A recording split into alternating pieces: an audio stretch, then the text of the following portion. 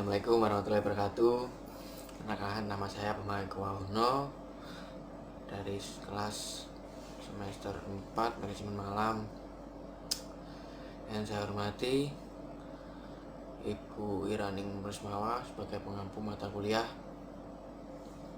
Komunikasi Bisnis dan Negosiasi. Di sini saya akan mempresentasikan materi tentang penulisan bad news. Pertama-tama saya akan menjelaskan bad news itu apa. Bad news adalah cara menyampaikan informasi yang kurang menyenangkan dengan tetap menjaga atau memperhatikan bagian dampak bagi audiens. Sebagai contoh, 1. Berita duka cita. Yang kedua, pemutusan hubungan pekerjaan atau PHK. Yang ketiga, penolakan kredit. Yang keempat, kegagalan ujian dan lain sebagainya.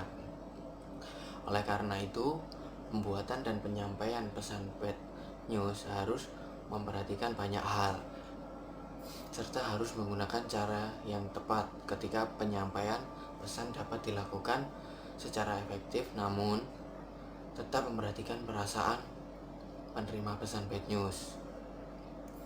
Langsung ke materi. Yang pertama, tujuan mengirimkan bad news. Nomor 1, menyampaikan berita buruk. Yang kedua, memperoleh penerimaan tentang berita. Yang ketiga, mempertahankan sebanyak mungkin niat baik dengan penerima.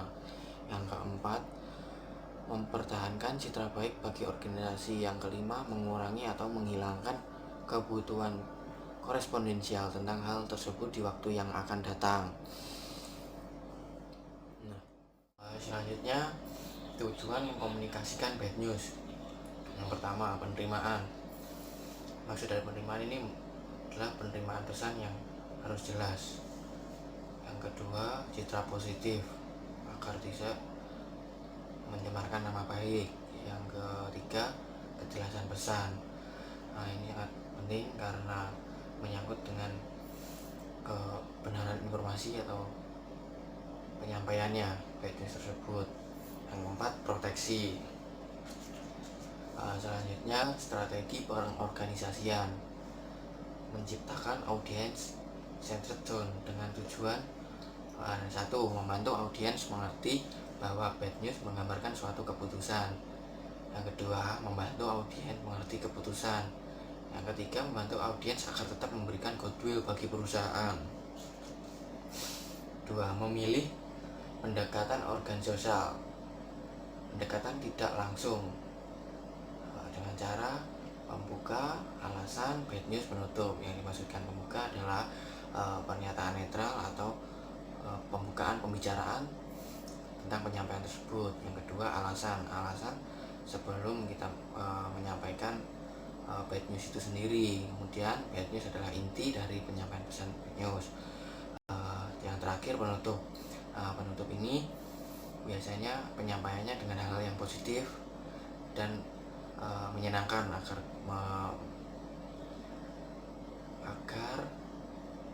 menghidupkan suasana.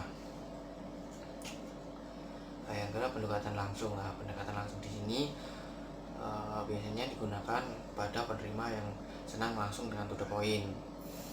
Soalnya di sini langsung pada pokok bad newsnya sendiri, baru memberikan alasan dan menutup. Di sini digunakan jika pesan berpengaruh kecil pada penerima dan pesan disampaikan secara empati atau bersifatnya penting. Berapa pertanyaan dalam memilih pendekatan untuk pesan negatif? Yang pertama, apakah berita tersebut akan membuat shock? Yang kedua, apakah pembaca lebih suka pesan-pesan pendek yang langsung ke pokok masalahnya? Yang ketiga, seberapa penting pesan lagi bagi pembaca tersebut? Yang keempat, apakah Anda perlu mempertahankan hubungan kerja yang dekat dengan pembaca pesan? Yang kelima, apakah Anda perlu menarik perhatian si pembaca?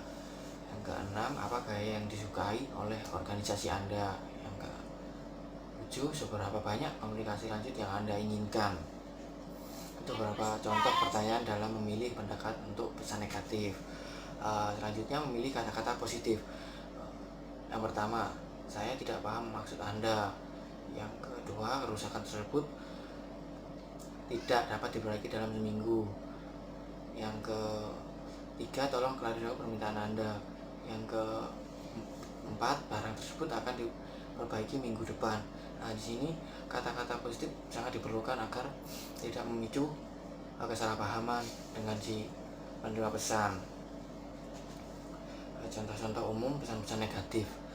1. Mengirimkan pesan negatif tentang masalah bisnis rutin, menolak permintaan rutin, berita buruk tentang transaksi-transaksi, menolak klaim dan permintaan, menolak permintaan surat dan rekomendasi, menolak lamaran kerja, yang mengirimkan pesan negatif kepada karyawan, memberikan penilaian kinerja negatif. Yang terakhir, mengakhiri hubungan. Mungkin pesan-pesan contoh ini biasanya lebih condong ke lingkungan kerja. Bad news tentang produk, kenaikan harga produk, penarikan kembali produk, kadaluarsa produk, dan produk rusak atau cacat.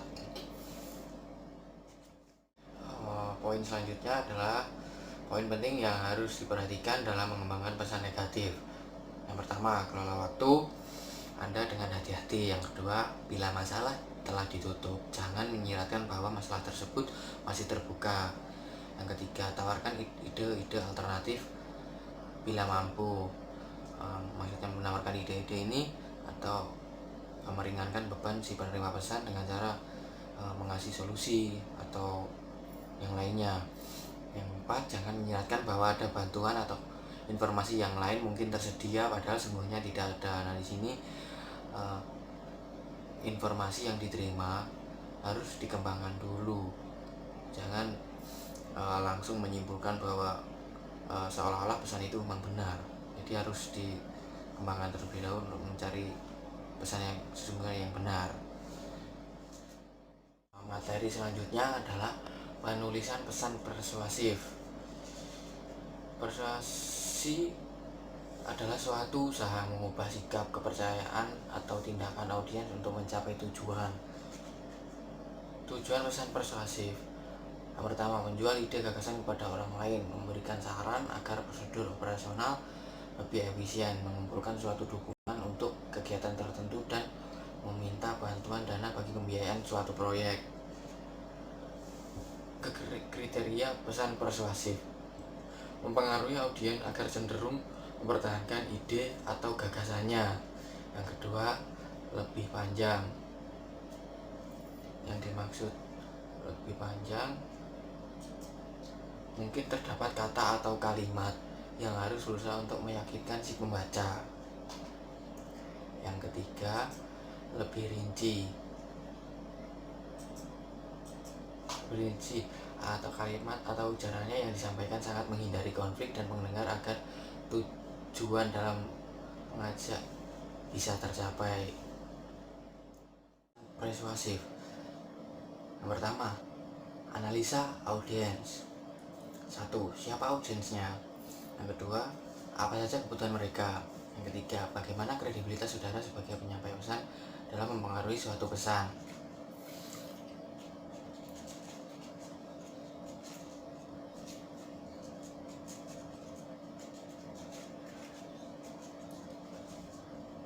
Yang kedua, pertimbangan perbedaan budaya, membantu dalam memuaskan kebutuhan audiens, membantu bagaimana audiens memandang saudara. 3. Pendekatan organisasional, berdasarkan kemungkinan reaksi audiens terhadap pesan yang akan disampaikan. Pendekatan tidak langsung, indirect approach. Yang kedua, pendekatan langsung, direct approach. Apa yang diperlakukan dalam mengembangkan pesan persuasif? 1. Menetapkan kredibilitas. 1. Kapabilitas untuk dapat dipercaya orang lain melalui fakta, public figure yang baik, kemampuan, hard skill and soft skill, berpengalaman. Kerangka argumentasi, AID, adalah singkatan dari attention atau perhatian, pengenalan kepada audiens suatu ide yang membuat mereka mau mendengar. Interest, minat, hubungan pesan yang manfaat yang akan diterima pada audiens. Desire, hasrat, buat audiens mengubah keinginannya dengan penjelasan. Action atau tindakan, sarankan tindakan spesifik yang diinginkan dari audiens. Komponen pesan persuasif. Pertama, menarik perhatian, membangun minat, mengurangi penolakan, dan motivasi tindakan. Menarik perhatian yaitu penawaran bebas, janji, pertanyaan, kutipan, fitur produk, dan kesaksian. Membangun minat yaitu daya tarik rasional, daya tarik emosional, daya tarik produk, manfaat membaca, dan fakta. Mengurangi penolakan yaitu kesaksian, garansi, percobaan gratis, sampel, tes kinerja, dan polling. Terakhir, motivasi tindakan, hadiah, intensif, tengah waktu, dan garansi. 3. Memilih daya peminat. Yang pertama, peminat emosional, nilai kenyamanan, keamanan, dan penghargaan. Yang kedua, peminat logika, di dalamnya itu analogi, induksi, deduksi. Yang terakhir, pertimbangan etika. Contoh-contoh permintaan persuasif untuk melakukan tindakan, presentasi persuasif tentang ide, pesan pemasaran, dan penjualan. Sekian dari saya, terima kasih. Assalamualaikum warahmatullahi wabarakatuh.